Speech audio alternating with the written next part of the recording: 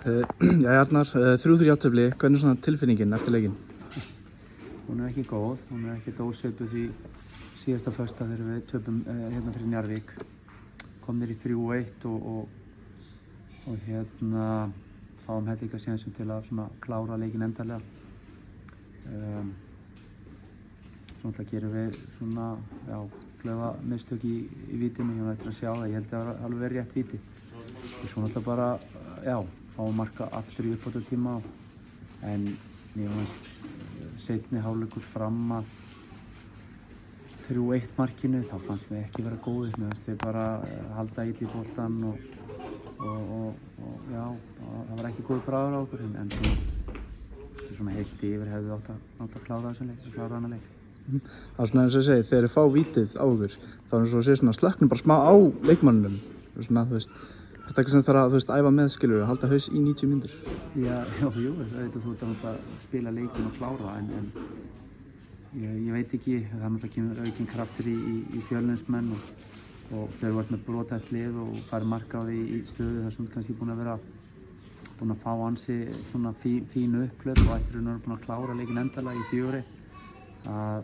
Þá þegar menn hafa ekki mikið sjálfstraust og fá svo mark svona tiltölulega ódýra máta. Við erum komið marka tilbaka og þá svona, þá svona kemur smá kraftur í Fjölnismenn og við svona verðum kannski aðeins óákveðnir og svo náttúrulega bara markið í uppbótartíma þar sem Ásgeir fær höfuðhögg og blæður úr hausnum á honum og þarf að fara út af og við erum ekki með hann inni en við hefum náttúrulega átt að gera það betur, við erum alla tilbaka. En þetta er bara eitthvað. Okay.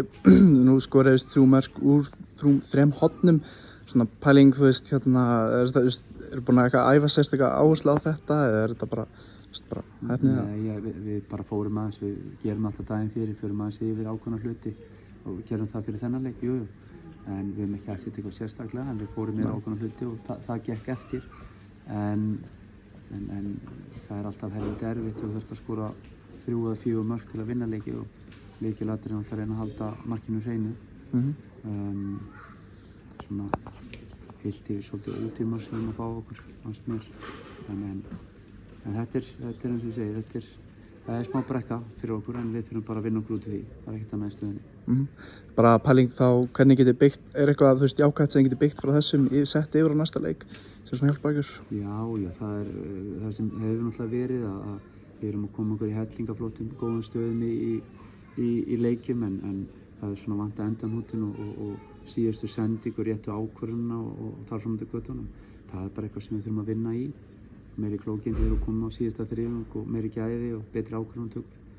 Það er bara eitthvað sem við þurfum að fókusa á en þetta er held ég búið að vera svolítið gegnum gangandi hjá Fylki í sumar. Þannig að það er bara að vinna hjá þér? Já, það er alveg klárt. Við erum ekki á góðum stað og við viljum koma okkur hærra, koma okkur út úr þessari stöðu sem við erum í, það er alveg klárt.